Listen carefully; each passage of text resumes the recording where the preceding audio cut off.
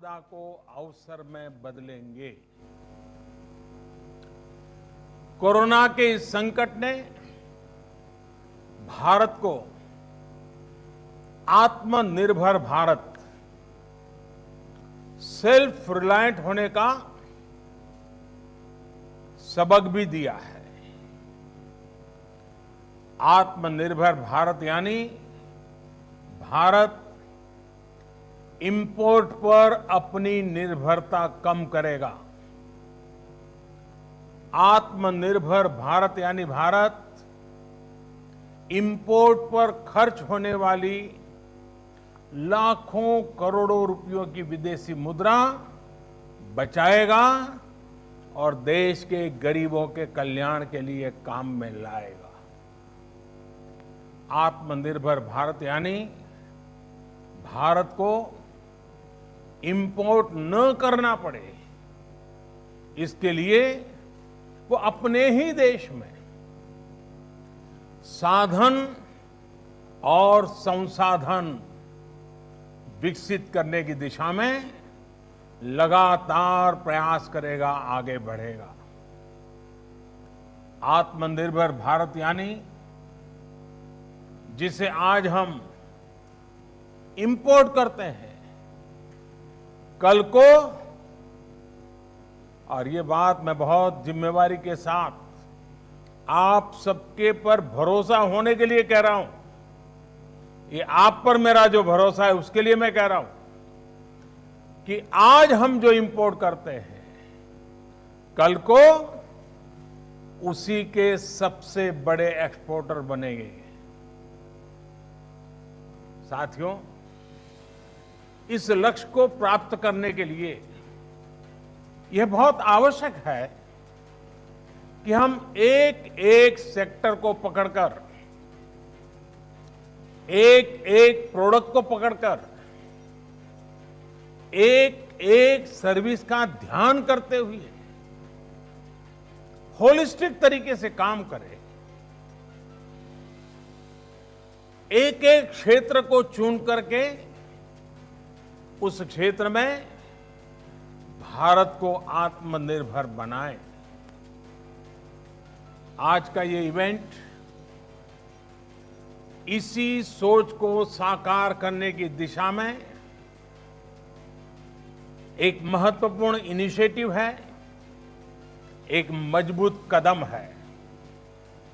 आज energy sector में भारत को आत्मनिर्भर बनाने के लिए, सेल्फ रिलायंट बनाने के लिए एक बहुत बड़ा कदम उठाया जा रहा है। ये कार्यक्रम सिर्फ कोल माइनिंग से जुड़े एक सेक्टर से जुड़े रिफॉर्म्स को जमीन पर उतारने का ही है, ऐसा नहीं है, बल्कि ये 130 करोड़ एस्पिरेशंस को रियलाइज करने का कमिटमेंट है। ये हमारे युवा साथियों के लिए रोजगार के लाखों अवसर तैयार करने की शुरुआत है। साथियों, सेल्फ रिलायंस के संकल्प को सिद्ध करने के लिए जब पिछले महीने आत्मनिर्भर भारत अभियान की घोषणा हुई थी, तो कई लोगों को लगता था कि एक प्रकार से एक सामान्य सरकारी प्रक्रिया है, लेकिन महीने भर के भीतर ही हर घोषणा, हर रिफॉर्म्स, चाहे वो एग्रीकल्चर सेक्टर में हो, चाहे एमएसएमईज के सेक्टर में हो, या फिर अब कोल और माइनिंग के सेक्टर में हो, हर क्षेत्र में एक साथ अनेक प्रकार के कदम उठाए जा रहे हैं, निर्णय किए जा रहे हैं और निर्णयों को तेजी से जमीन पर उतारने के लिए हर कोई कोशिश कर रहा है। ये दिखाता है कि भारत इस क्राइसिस को अपॉर्चुनिटी में बदलने के लिए कितना गंभीर है, कितना कमिटेड है। आज हम सिर्फ कॉमर्शियल कोल माइनिंग के लिए ऑक्शन ही लॉन्च नहीं कर रहे हैं, बल्कि कोल सेक्टर को दशकों के लॉकडाउन से भी बाहर निकाल रहे हैं। कोल सेक्टर के लॉकडाउन का क्या प्रभाव रहा है, ये मुझसे भी ज्यादा आप सब लोग बेहतर तरीके से जानते हैं। सोचिए, जो देश कोल रिजर्व के हिसाब से दुनिया का चौथा सबसे बड़ा देश हो, जो दुनिया का दूसरा सबसे बड़ा प्रोड्यूसर हो, वो देश कोल का एक्सपोर्ट नहीं कर रहा है, बल्कि हमारा देश दुनिया का दूसरा सबसे बड़ा कोल इंपोर्टर है, कोल आयात करता है। बड़ा सवाल ये है कि जब हम दुनिया के लार्जेस्ट प्रोड्यूसर हैं, एक प्रकार से लार्जेस्ट प्रोड्यूसर के जो मेन ग्रुप हैं, हम उसमें से एक हैं। अगर ये सच्चाई है तो हम लार्जेस्ट एक्सपोर्टर क्यों नहीं हो सकते? और ये हम सबको अपने आप को पूछना है। और यही सवाल मेरे आप सभी को और करोड़ों भारतीयों के मन में भी हमेशा उठता रहा है। साथियों, हमारे यहां दशकों से यही स्थिति चल रही थी। देश के कोल सेक्टर को कैप्टिव और नॉन कैप्टिव के जाल में उलझाकर रखा गया था। इसको कंपटीशन से बाहर रखा गया था। ट्रांसपेरेंसी की एक बहुत बड़ी समस्या बार बार सामने आई है। ईमानदारी से ऑक्शन को छोड़िए, कोयला खदानों के अलॉटमेंट में बड़े बड़े घोटालों की चर्चा हर किसी ने सुनी है, हर समय हुई है, हर कोने में हुई है। इस वजह से देश के कोल सेक्टर में इन्वेस्टमेंट भी कम होता था और उसकी एफिशिएंसी भी हमेशा सवालों के घेरे में रहती थी। कोयला निकलता किसी राज्य में था, जाता सैकड़ों किलोमीटर दूर किसी अन्य राज्य के पावर प्लांट के लिए होता था, जबकि वे राज्य के पावर प्लांट्स कोयले का इंतजार करे रह जाते थे। यानी काफी कुछ मिसमैनेज था, अस्त व्यस्त था। साथियों, साल 2014 के बाद स्थिति को बदलने के लिए एक के बाद एक कई कदम उठाए गए।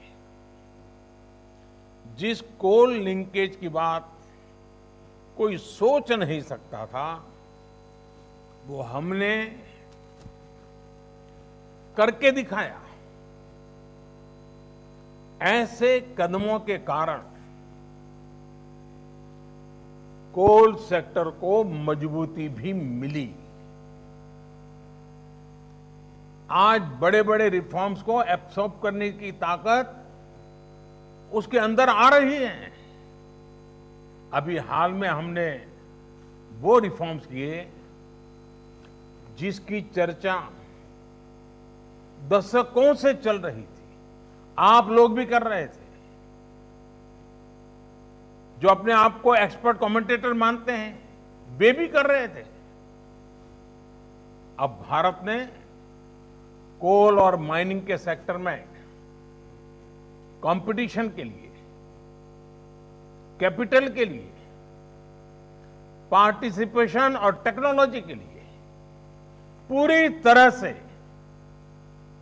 खोलने का बहुत बड़ा फैसला लिया है। इसका भी ध्यान रखा गया है कि जो नए प्लेयर्स, प्राइवेट प्लेयर्स माइनिंग के क्षेत्र में आए, उन्हें फाइनेंस के कारण कोई दिक्कत ना हो, उसका भी ध्यान रखा गया है ताकि नए लोगों को प्रोत्साहन मिले।